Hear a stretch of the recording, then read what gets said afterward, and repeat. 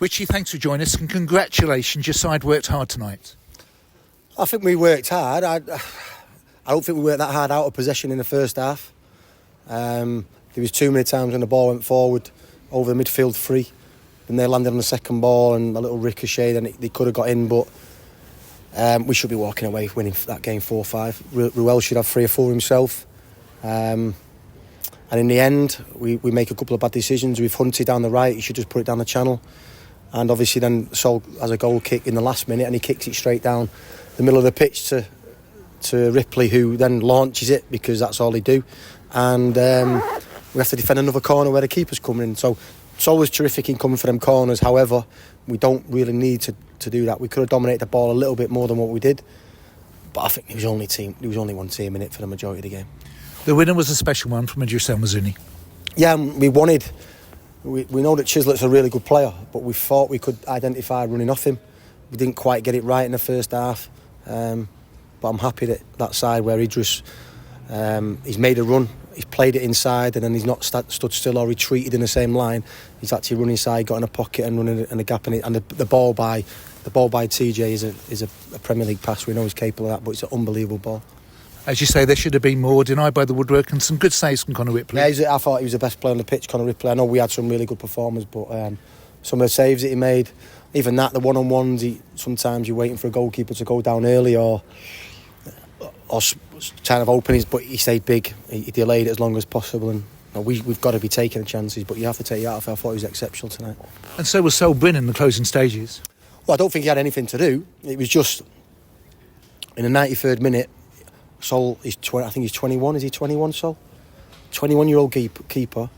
They've piled the box, and he's brave enough to come and take it and take the pressure off the team. I think we've done outstanding in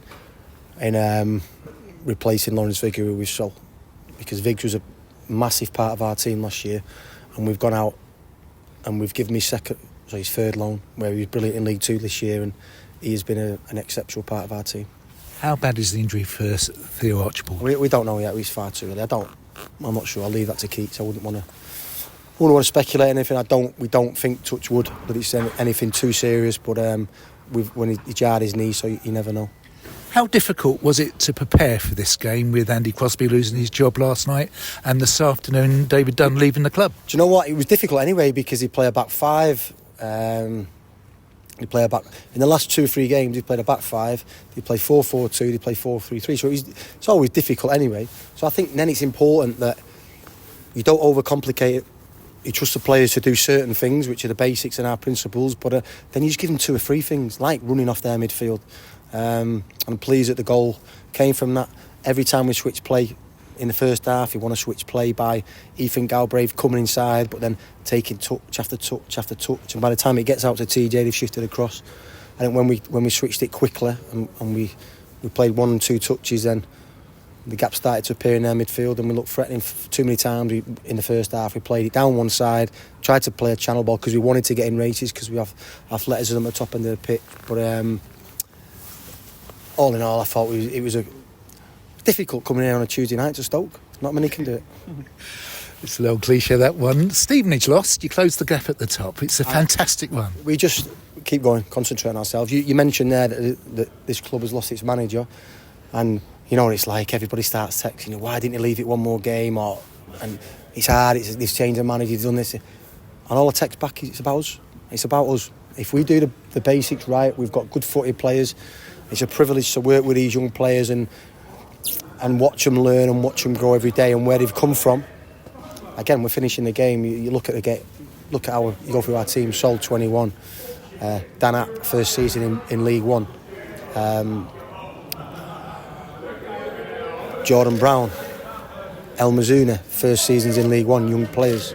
Ollie O'Neill 21, Ruel first season in League 1, Shaq 19. So to see them grow is. It gives me a really good feeling, and it also excites me for the future because they're not only good players, athletic, technical players, but they want to listen, they want to get better. These really are special times for the club, and it's a very different test on Saturday against Barnsley. One of the most difficult tests in the league in terms of squad depth, in terms of talent. Listen, they're the team that reached the playoffs last year, so and obviously I think the previous year was in the Championship. So they're one of them 5 or 6 clubs that can go and spend money on transfer fees, along with the Boltons and Peterboroughs and Derbies. So good test, but like I say, we're on a good run, and we'll just keep it going. Omar Beckles and Sam Sanders, will they be available for that one? We'll have to. I just think Bex could have maybe have played. He wanted to be on the bench, but I just didn't want that temptation that if one of our centre backs go down after 10 minutes, then I'm looking round and I've got Beckles on the bench. Then the temptation is to put him in. And I don't think he had that. I don't think we needed to take that risk. Sometimes you have to weigh up the probability and the percentage wise whether it's worth the risk. And we've got 16, 17 games left. It just wasn't worth the risk. So Max Sanders, touch and go for Saturday, might make it. And again, we'll just have to see. We give Bex a day off. He'll have another day off tomorrow, making sure that he's an experienced player. He tells us when he wants to train, and he manages his body the best way he knows. Finally, for me, Richie, over 200 made the journey.